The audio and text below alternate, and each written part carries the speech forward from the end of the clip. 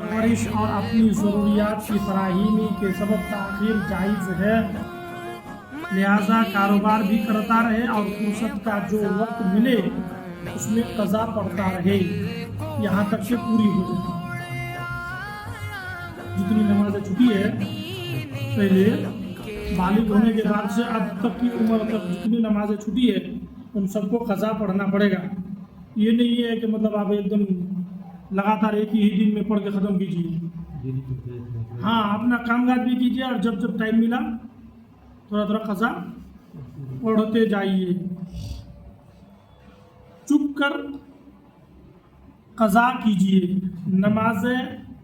क़ज़ा नमाज़ें छुप कर पढ़िए, लोगों पर या घर वालों पर, बल्कि करीबी दोस्त पर भी इसका इजहार ना कीजिए। मसलन ये मत कहा कीजिए कि मेरी आज की फजर क़ज़ा हो गई या मैं क़ज़ाए उम्री कर रहा हूँ वगैरह वगैरह। मतलब बहुत आदमी बोलता है ना मेरा तो ज़ोर क़ज़ा हो गया है, क़ज़ा हो गई है कोई बात नहीं है, आप मतलब चुपके से अपना पढ़ लीजिए। रमज़ानुल मुबारक के आखिरी जुमा में बाज़ लोग बाजमात क़ज़ाए उम्री पढ़ते हैं और ये समझते हैं कि उम्र भर की क़ज़ाएँ इसी एक नमाज से अदा हो गई। ये बातिल महज़ है। क़ज़ाए उम्री जो लोग जमात से पढ़ लेता है किसी, चाहे रमज़ान में हो, शब बरात में हो, शब मेराज में हो, वो सबसे कुछ होने वाला नहीं है। हाँ, मतलब क़ज़ा आपको पूरा पढ़ना पड़ेगा। एक वक्त पढ़ करके पूरी ज़िंदगी की नमाज क़ज़ा हो जाए, क़ज़ा अदा हो जाए तो मतलब वो मुमकिन नहीं है। मुफस्सिर शहीर हकीमुल उम्मत हज़रत मुफ्ती अहमद यार खां अलैहि रहमतुर रिज़वान फरमाते हैं, जुमातुल वदा के ज़ोहर और असर के दरमियान 12 रकात नफल नमाज दो की नीयत से पढ़े और हर रकात में सूरतुल फातिहा के बाद एक बार आयतुल कुर्सी और 3 बार कुल हुवल्लाहु अहद और एक बार सूरतुल फलक और सूरे नास पढ़े। इसका फ़ायदा ये है कि जिस कदर नमाज़ें इसने क़ज़ा करके पढ़ी होंगी उसके क़ज़ा करने का गुनाह इंशाअल्लाह अज़्ज़वजल मुआफ़ हो जाएगा। ये नहीं कि क़ज़ा नमाज़ें उससे मुआफ़ हो जाएंगी, वो पढ़ने से ही अदा होंगी। जो गुनाह हुआ है नमाज नहीं पढ़ने से तो गुनाह हो जाता है ना, वो तो गुनाह है, गुनाह माफ़ हो जाएगा, पर छुटी हुई नमाजें वो पढ़नी पड़ेगी, उसको अदा करना ही पड़ेगा। टेस्ट ले लिए मतलब ब्याज दे दी, मुझे टेस्ट नहीं छूटे, ये मूल नहीं छूटे, वो पढ़ना ही पड़ेगा।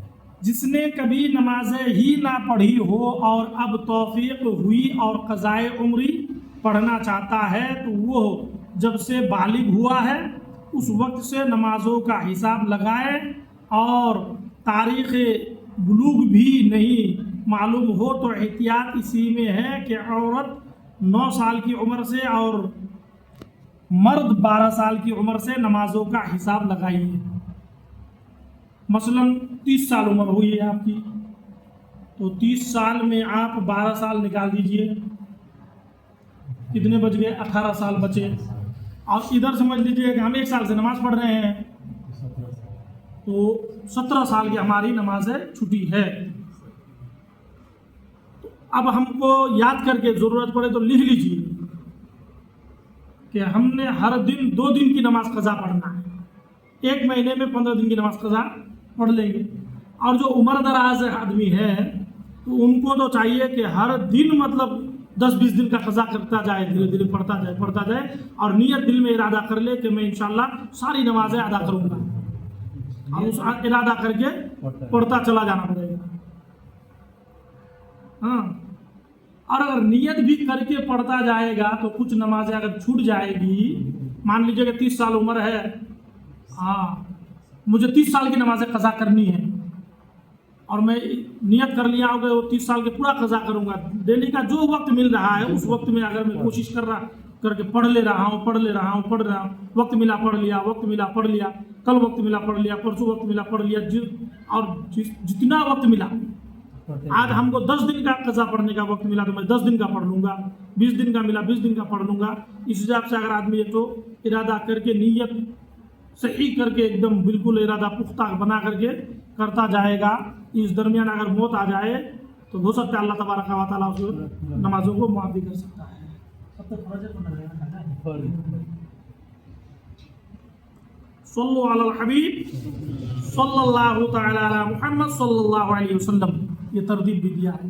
قضاء عمری میں یوں بھی کر سکتے ہیں کہ پہلے تمام فجریں ادا کر لیں، پھر ظہر کی نمازیں اسی طرح عصر اور مغرب اور عشاء کی. مطلب 30 سال کی پہلے 18 سال کی چھٹی ہے، 20 سال کی چھٹی ہے، پہلے خالی فجر پڑھ لیجیے.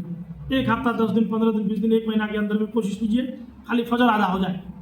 کم سے کم فجر ادا ہو گیا تو آپ ظہر شروع کریں گے، ظہر ادا ہو جائے گا تو عصر شروع کریں گے، عصر ادا ہو جائے گا مغرب شروع کریں گے، مغرب ادا ہو جائے گا عشاء شروع کریں گے. عشاء بھی جب ادا ہو گیا اس کے بعد جب ہم نماز پڑھیں گے تو پھر نماز کبھی قضا ہونے نہیں دیں گے. صلو علی الحبیب صلی اللہ تعالی علی محمد صلی اللہ علیہ